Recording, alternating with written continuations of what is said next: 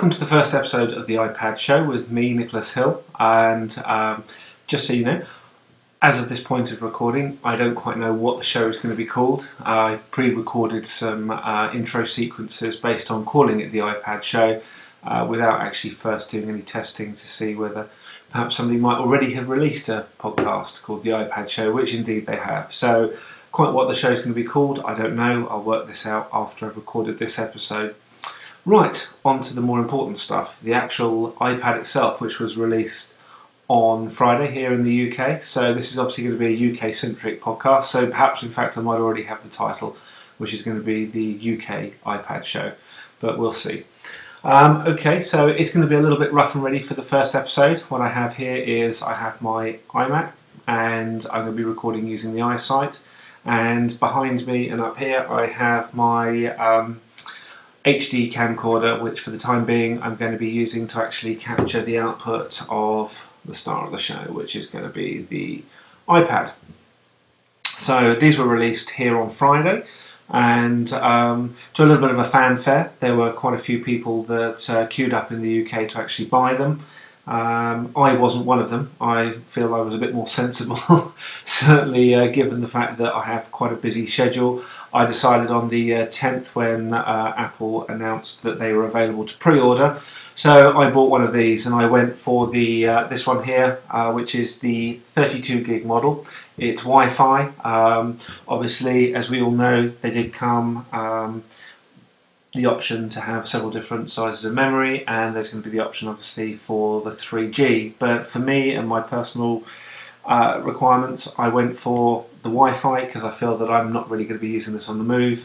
So I went for two of these, went for one of these for me and one for my wife. And I have to say that having played with it all weekend, I'm completely sold on it. In fact, we both are. In fact, if anything, my wife has probably used it even more than I have. And I've got to say, it's worth spending, what did we spend? I guess it's got to be £1,000, isn't it, for two of these. And it is perfect for Scrabble. But I guess we'll talk a little bit more about the applications on the actual iPad. But £1,000 to play Scrabble seems ludicrous and preposterous actually now, thinking about it whilst we're recording. But that's one of the benefits, I guess, of having bought the machines. So I've had a chance to play with it now for a couple of days before recording this, and absolutely bowled over. Really am impressed by this device. I know a lot of people were sort of there've been a lot of critique and criticism about the fact that this was just going to be a big iPhone, and in fact I can kind of see why they might have gone for that in terms of an impression, and why Apple might actually have gone down those lines, because quite frankly I've got an iPhone and I thought that was pretty impressive. So to take the best of the iPhone and scale that up into a device that really it's going to be the benchmark of the way we start to consume digital media and start to interact with the internet. I think it's light, it really is an absolutely astonishing device. So I went for that, and at the same time I bought one accessory, and I got to say I think it's pretty good. I went for, yeah, I don't know if we can see this, I went for the case, which there are a few, well, there are loads of different types. Originally I was going to go for the original Apple one, because that obviously allowed us to be able to stand up the iPad in several different ways. As I say, I pre-ordered mine, didn't know what to go for. I wanted to see the case before I bought one, and didn't realise that in fact they weren't available until the launch day. Went down to my local Apple supplier to find that whilst they weren't an official Apple store here in Maidstone, they are a company that sort of are a reseller of Apple products. They didn't have any of the genuine Apple accessories on launch, which was the iPad accessories on launch, which was a bit annoying. Had plenty of iPads at 10 o'clock in the morning. In fact, it was a very calm and rather surreal, having seen the news and everybody queuing on Regent Street. So didn't really have much choice. I needed to get a carry case, so I went for this Griffin one. I'm figuring it's faux leather. It certainly wasn't cheap. It was £35, but it works really, really well.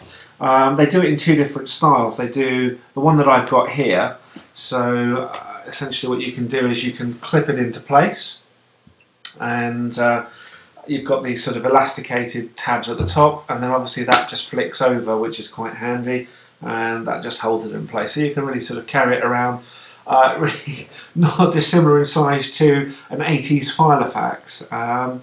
Yeah, I guess an awful lot more powerful in what it can do, and we'll come on to looking at that in a moment.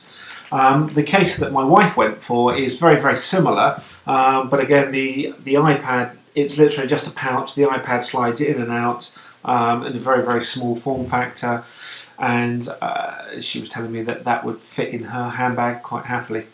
Like all women, she seems to have a handbag that is a little bit like a TARDIS. There seems to be a huge amount that can go into it, and from the outside it doesn't look as if it can hold it all, but I guess that's veering off topic slightly. So the iPad, I think next thing to do is to get all of this set up with that camera recording, capturing the screen here, and I'll come back and we'll start taking a look at the actual device itself. So see you in a moment.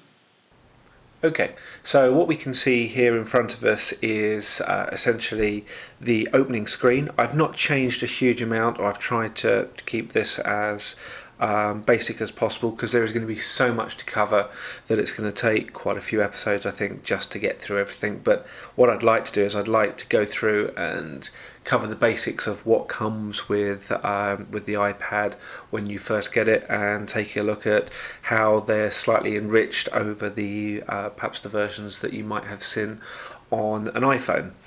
So I guess the first thing to see is that we've got a nice big 1024 by 768 display. We've got similar sort of ability as we have on the iPhone to be able to sort of switch between the various different screens, and we can have several of these and we can add these. What I'd like to do though, I guess, really is to focus on the applications that come with the iPad out of the box. Obviously I've synced it up. That's the first thing that you have to do when you get hold of it. It's going to ask to connect through to iTunes, and I guess that's to make sure that there are no new versions to download or updates for the actual iPad itself. So that was fairly straightforward. It then offered to sync through the applications and the bits and bobs that I had from my iPhone, and I pretty much let it go through. It synced some music, some photos, bits and bobs, and then I've gone in and I've fine-tuned those. So where should we start? It's really, these are all the bits that come with it as standard.